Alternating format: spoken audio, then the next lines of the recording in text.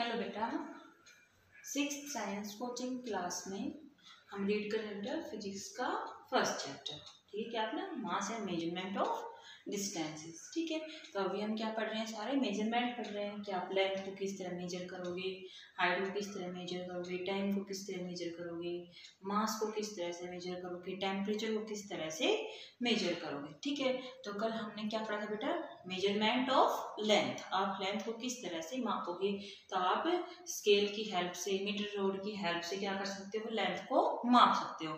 तो आपने स्केल लिया था बेटा, ठीक है, और उस स्केल की आपने लेंथ को मापा था। कुछ एक पॉइंट आपने ध्यान रखा था, अगर टूटा हुआ सोर्स उसको छोड़ देंगे, जो लाइन आपने मेजर करनी है उसके ऊपर हमने स्केल रखना है। ठीक है, वर्टिकली आपने उस लेंथ पे देखना है। ये सब पॉइंट हमने कर लिए थे। उसके बाद उसी में टॉपिक बचता है बेटा length of A curve line. अब आपने सीधा तो माप लिया, अगर आपको इसकी जगह क्या दे रखा हो, कर्व लाइन दे रखी हो, ठीक है, जिगजैग लाइन हो, जिगजैग पाथ आपके पास हो, तो आप उसको किस तरह से मेजर करोगे। ठीक है बेटा, तो देखो इसको हम कैसे करेंगे, length of A curved line. एक कर्व्ड लाइन की लेंथ आप किस तरह निकालोगे, मान लो ये हो गई आपके पास एक कर्व्ड लाइन, तो इस पे स्केल रख के तो आप ऐसे मेजर नहीं कर सकते कि स्केल रख ले और इसको मेजर कर ले, ऐसा तो नहीं कर सकते। कैसे करेंगे, या तो हम किसकी हेल्प से माप सकते हैं बेटा कर्व लाइन की लेंथ, या तो हम क्या यूज करें, थ्रेड यूज करें, या फिर क्या यूज करें, हम डिवाइडर यूज करें। क्या क्या यूज कर सकते हो आप, थ्रेड यूज कर सकते हो, एंड दूसरा आप क्या यूज कर सकते हो बेटा, डिवाइडर। ठीक है, इस तरह।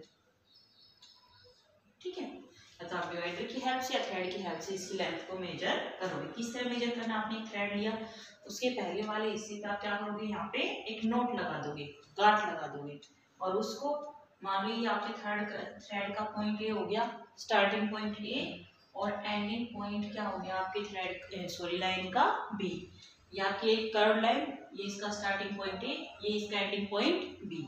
अब आपने एक थ्रेड दिया और उस पे क्या लगा दिया, उसके किसी की स्टार्टिंग पॉइंट को उस पे आपने नोट लगा दिया, और उस नोट को आप किस पे पुट करोगे बेटा, ए पॉइंट पे आपने उसको पुट करना है, और एग्जैक्टली इस लाइन के साथ साथ आप ऐसे प्रेस करते करते करते करते आप उसको दबा के ले आओगे। जैसे मैंने यहाँ पे थ्रेड रख लिया, मैं एग्जैक्टली इसके साथ साथ क्या कर रही हूँ, इस थ्रेड को लेके चल रही हूँ। तो मैं इस तरह से इस थ्रेड को लेके चलती रहूंगी यहाँ तक। ठीक है, और जैसे ही यहाँ पे पहुंच जाएंगे तो यहाँ पे भी हम यहाँ पे अब क्या कर लेंगे, वहां से उठा लेंगे, यहाँ पे मार्क कर लेंगे कितना हिस्सा आया। जो थ्रेड हमने यहाँ से निकाला इसको स्ट्रेच कर लिया। अब अपने पास क्या है, ये स्केल है।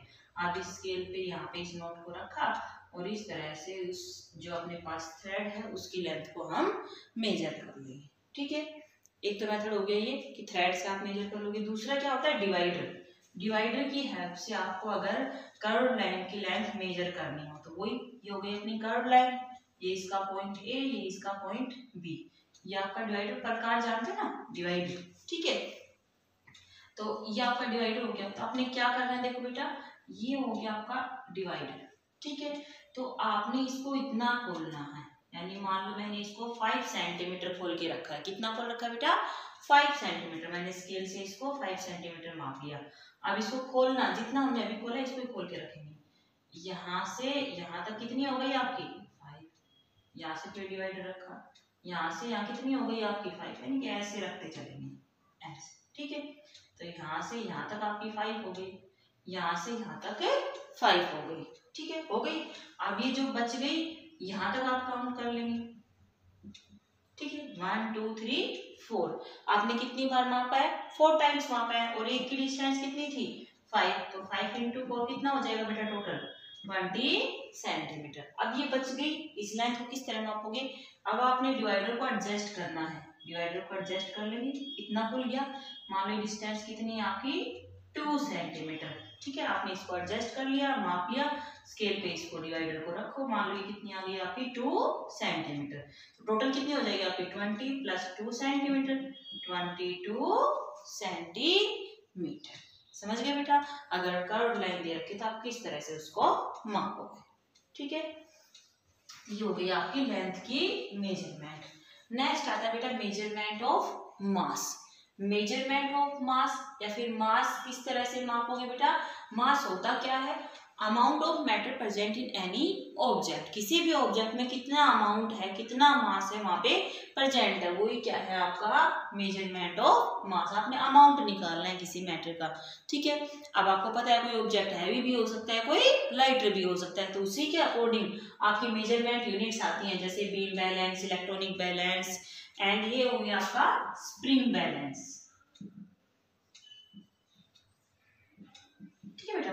तो इनकी हेल्प से आप किसी भी हैवी और लाइट ऑब्जेक्ट की जो मेजरमेंट है वो निकाल सकते हो। तो ये क्या है आपका बीम बैलेंस, देखो मैंने बना दिया तराजू, बोलते ना तराजू, देखा हुआ सबने, इसको आप बोलेंगे बीम बैलेंस, इसको हम बोलते हैं इलेक्ट्रॉनिक बैलेंस। यहाँ पे हम कोई भी सामान रख देंगे और यहाँ पे इलेक्ट्रॉनिक डिवाइस होती है जो आपको क्या शो करती है 1 kg 2 kg, कितना अमाउंट आप यहाँ पे लेके चल रहे हैं। क्या होता है स्प्रिंग बैलेंस होता है। स्प्रिंग बैलेंस आप क्या करोगे, किसी भी इसमें इसको लगाना है आपने और यहाँ से इसको उठाना है, तो स्प्रिंग क्या करेगी अपने आप जाके, ये रीडिंग्स होती है दोनों साइड में, वहां पे आपकी स्टक हो जाएगी।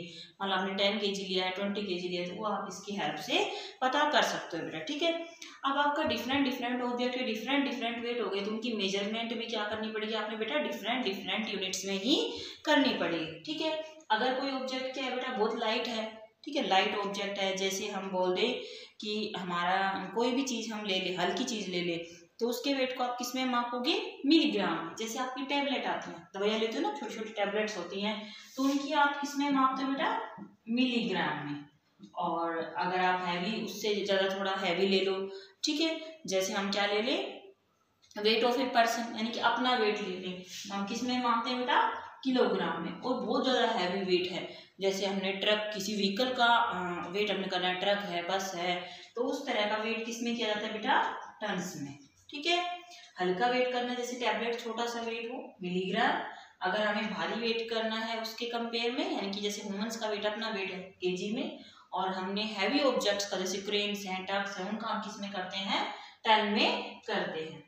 तो अगर आपको बेटा पूछा जाए, मैं आपको बोल दूं 1000 मिलीग्राम कन्वर्ट करना पड़ेगा हमें यूनिट्स को, तो हम कैसे करेंगे, 1000 मिलीग्राम इक्वल्स टू क्या होता है बेटा, 1 ग्राम, ठीक है। 1 ग्राम इक्वल्स टू 1000 मिलीग्राम, ठीक है। या आप जानते होंगे, सभी ने यूज कर रखा है, 1000 ग्राम इक्वल्स टू 1 किलोग्राम, ठीक है बेटा। अब क्विंटल, टन, ये आपने सुने हुए ना, घर में दादा दादी होते हैं, मम्मी पापा होते हैं, वो इस तरह से बात करते हैं कि अपने इतने क्विंटल गेहूं हुए हैं, अपने इतने क्विंटल सरसों हुई है, तो वो कहाँ से आता है, वो अब हम नेक्स्ट यूनिट में देखते हैं। 1000 gram equals to 1 kg and 100 kg, 100 kilo को हम क्या बोलते हैं बेटा, बताओ, 1 क्विंटल, यानी कि 1 क्विंटल गेहूं, ठीक है। अब टन की बात करते हैं, अगर मैं यहाँ पे क्या बोल दूं 10 क्विंटल, तो किसके इक्वल हो जाता है बेटा, 1 टन के इक्वल। देखो 10 क्विंटल यानी कि 10 क्विंटल या तो 1000 kg क्या हो गया, वो वेट हो गया, जिसको आप क्या बोलोगे, 10 क्विंटल बोलोगे। तो इस तरह से आप यूनिट्स को क्या कर सकते हो बेटा, इंटरचेंज कर सकते हो, ठीक है। आपको पता चल गया। अब ये बीम बैलेंस आपकी तराजू जो घर में यूज करते हो, इलेक्ट्रॉनिक बैलेंस दुकान पे आप सामान लेने जाते हो तो वहां पे आप इसको इजीली देख सकते हो। ये स्प्रिंग बैलेंस गेहूं सरसों के टाइम पे आप ये इजीली देख सकते हो। ये बहुत सारा हैवी वेट हो, जिसमें इसको हम क्या डालते हैं, इसमें कांटा सा होता है, इसको इसमें स्टक किया और इसको पुल किया, स्प्रिंग होता है, उस स्प्रिंग क्या करता है बेटा, अपनी पोजीशन चेंज कर लेता है, ठीक है। जिस भी अपनी रीडिंग पे आके ब्रेक होता है उसका वेट हो जाता है, ठीक है बेटा। तो ये सब आपने आज की क्लास में रीड करना है। इसके साथ इस PDF फाइल आपको सेंड कर दूंगी बेटा, तो वो सभी बच्चे रीड कर लेंगे, राइट नहीं करना है इसको।